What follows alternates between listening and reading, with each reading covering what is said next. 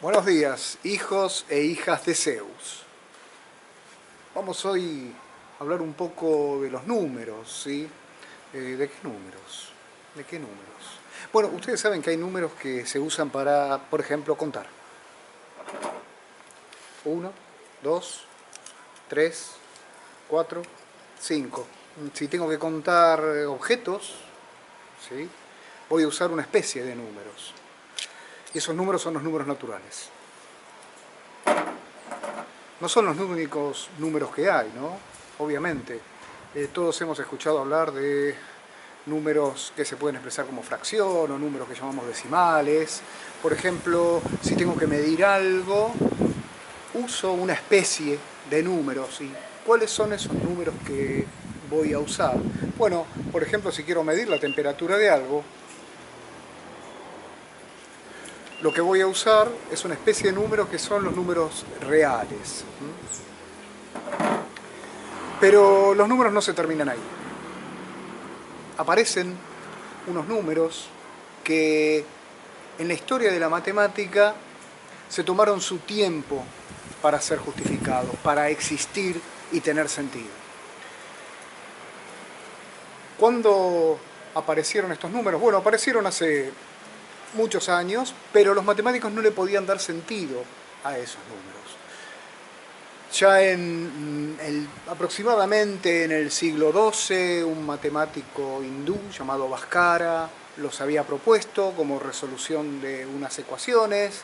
Después aparecieron durante el Renacimiento con Girolamo Cardano, por allá por el 1500. En esa época se pusieron de moda los duelos matemáticos y se pusieron de moda a ver quién era más guapo resolviendo ecuaciones. Sí, así como se los digo. ¿Quién era más guapo resolviendo ecuaciones? Entonces se planteaban desafíos a ver quién podía resolver una ecuación. ¿Una ecuación de qué tipo? Una ecuación polinómica, un polinomio de segundo grado, de tercer grado. De hecho hay varias fórmulas o varias expresiones para resolver polinomios. Por ejemplo, está la fórmula justamente de Cardano para resolver polinomios de grado 3. ¿Pero a qué nos referimos con esto? A que si, por ejemplo, queremos resolver una ecuación de este tipo, x al cuadrado más 1 igual a 0, nos vamos a preguntar qué número al cuadrado lo aumento en una unidad y me da 0. Todos sabemos de toda nuestra educación secundaria que esta expresión, y ya lo dijo Bhaskara en el 1150, todo número elevado al cuadrado, sea este número positivo o negativo, su resultado nos va a dar positivo. Por lo tanto, ¿cómo es posible que una cantidad positiva le agreguemos un 1 y nos dé 0? No es posible eso. No es posible, una cantidad positiva, le agrego 1 y es más positiva todavía, porque aumentó.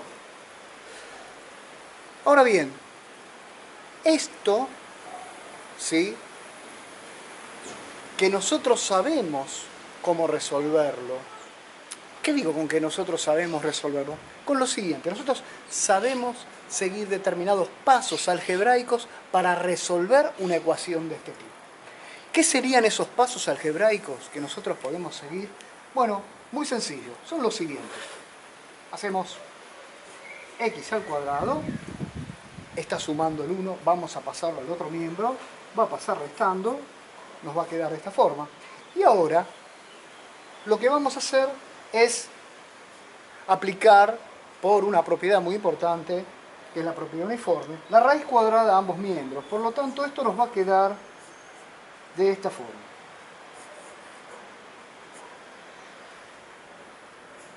¿Qué nos queda a la izquierda? ¿Qué nos queda a la derecha? ¿Qué nos queda en el primer miembro, en el segundo miembro? Bueno, en este miembro nos queda el valor absoluto de x, mientras que acá nos quedó algo que es singularmente extraño, particular, que es la raíz cuadrada de menos 1.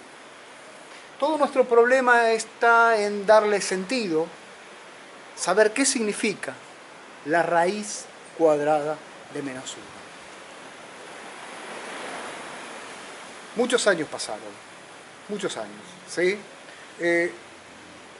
Para poder definir a esta raíz cuadrada.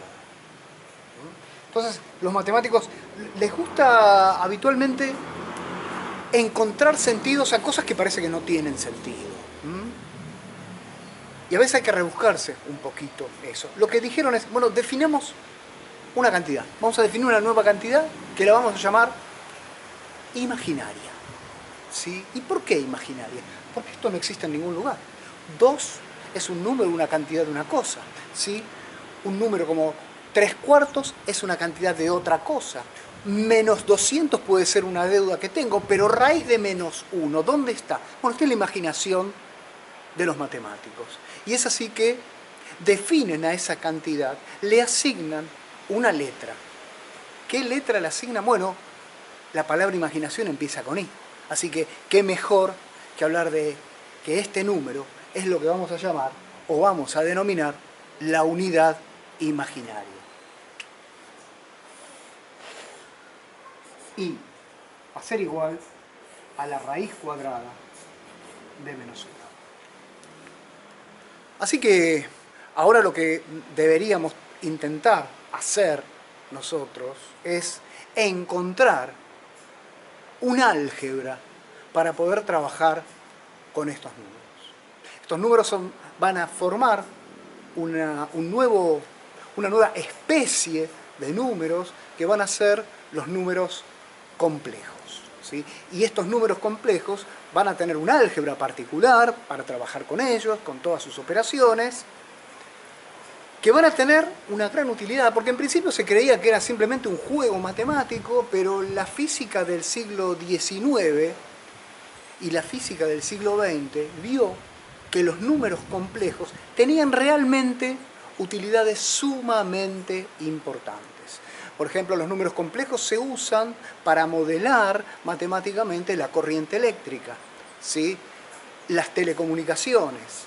Por lo tanto, los números complejos terminan siendo sumamente útiles. Es más, ustedes no me podrían ver a mí si los números complejos no se hubieran inventado. Vamos a dejar para el próximo capítulo cómo operamos con estos números complejos. Pero quedémonos con esta idea. Los números complejos van a ser una nueva especie de números, un nuevo grupo de números. En matemática decimos un conjunto numérico nuevo, en el cual al conjunto que ya teníamos, que eran los números reales, le vamos a agregar algo, que va a ser esta unidad imaginaria. Muchas gracias.